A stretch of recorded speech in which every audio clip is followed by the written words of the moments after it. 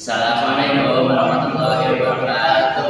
Perkenalkan, nama saya Dari, Perkenalkan, nama saya Dari. Perkenalkan, nama saya Abdurrahman. Kami dari kelompok 2 ketiga LH atau kelompok Cyberpark.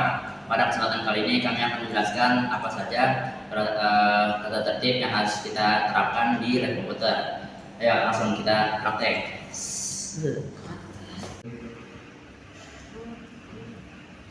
Apa sih K3L itu? K3L adalah Kesehatan, Keselamatan, Kerja, Lingkungan Hidup. Bagaimana kita menerapkan di lab komputer? Yang pertama yaitu melepas sendal ketika memasuki lab.